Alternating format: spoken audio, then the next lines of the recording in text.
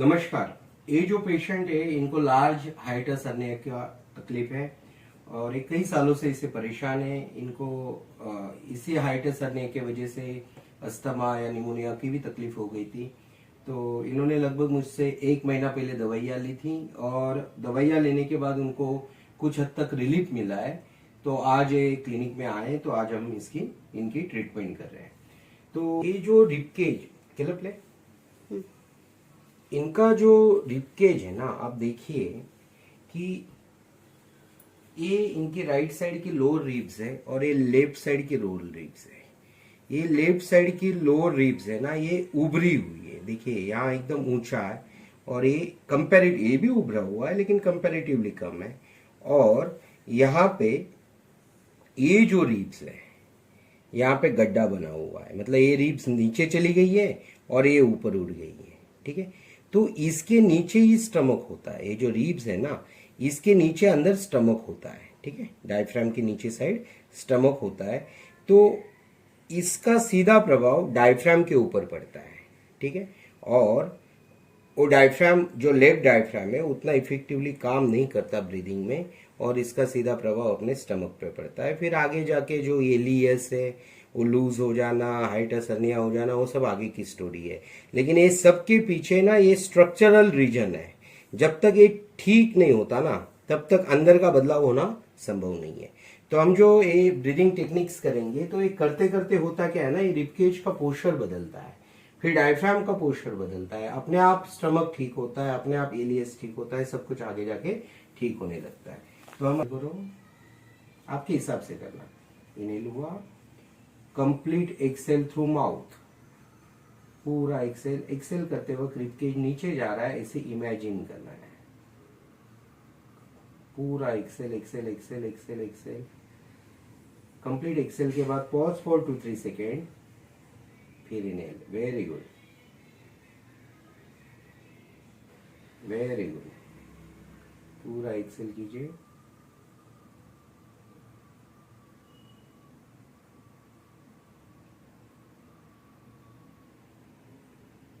आखिरी में पॉज, फिर इनहेल। आपके हिसाब से करो। हाँ, वेरी गुड।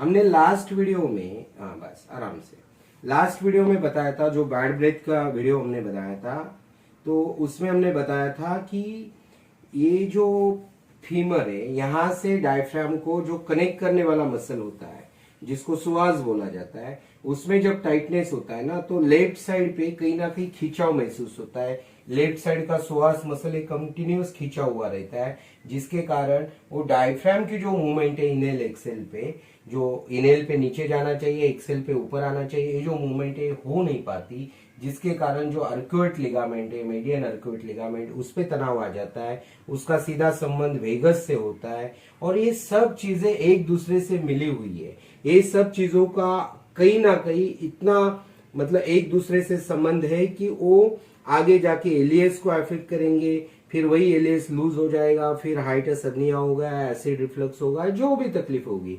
लोगों को ऐसे लगता है कि हाइटस हर्निया में आप रिलैक्स हो जाए, लोगों को ऐसे लगता है कि हाइटस हर्निया ठीक कैसे हो सकता है, मतलब जो मतलब एलियस लूज हो गया वो ठीक कैसे हो सकता है। भाई लूज कैसे हुआ? लूज कोई बाहर से आके किसी ने लूज नहीं किया है। लूज कैसे हुआ? अपने आप शरीर के अंदर लूज हुआ है। तो सीधी बात है, अगर हाइट जो एलियस है वो डायफ्राम का पार्ट है, ठीक है, अगर वो डायफ्राम का पार्ट है और वो लूज हुआ है, मतलब डायफ्राम को हमने कहीं ना कहीं पोजीशन में अगर हम लेके आते हैं तो एलियस टाइट हो सकता है। डायफ्राम कब पोजीशन में आएगा? जब हम ये मतलब पैर से लेके सर तक की बॉडी ऐसी एक पोजीशन में लाएंगे कि जिस पोजीशन में आपकी बॉडी कंफर्टेबली डायफ्रामेटिक ब्रीदिंग कर सकती है। अगर वो आप कर सकते हो तो अपने आप धीरे धीरे ये जो टेक्निक है आप रिपीटेडली करते रहोगे तो आगे जाके डायफ्राम उसकी पोजीशन में भी आएगा,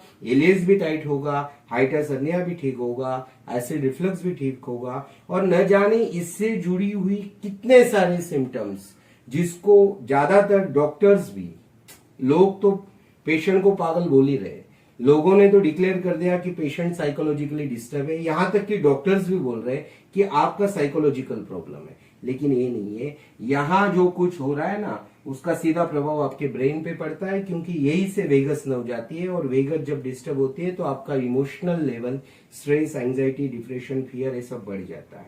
तो देखिए, आप भी ये टेक्निक घर पे ट्राई कीजिए। इन्हें भी लगा था, इन्होंने कई बार मुझसे फोन पे पूछा था, सर मैं ठीक हो जाऊंगा या नहीं हो जाऊंगा। देखो, और ये होना स्वाभाविक है, क्योंकि बहुत सारे डॉक्टर्स के पास जाके आते हैं, कई सारे बड़े बड़े अस्पताल में जाके आते हैं, कई सारे इन्वेस्टिगेशन होने के बाद भी ठीक नहीं होता, तो लोगों को लगता है कि भाई ये ब्रीदिंग टेक्निक करके क्या होने वाला है। लेकिन आपको एक बात बताता हूँ, सांस जीवन देता है, सांस मृत्यु देता है। तो सांसों को, कोई भी बीमारी ठीक करना बड़ी बात नहीं है। और ये जो बीमारी है, इसका जो कोर रूट है ना, रूट कॉज है ना, वो डायफ्राम है। और डायफ्राम को ठीक करने का एकमात्र तरीका होता है ब्रीदिंग। तो आप ये टेक्निक ट्राई कीजिए, आपका अनुभव कमेंट में शेयर कीजिए। ऐसे वीडियो देखने के लिए चैनल को सब्सक्राइब कीजिए। आपने आज का वीडियो देखा, इसके लिए आपका बहुत बहुत धन्यवाद।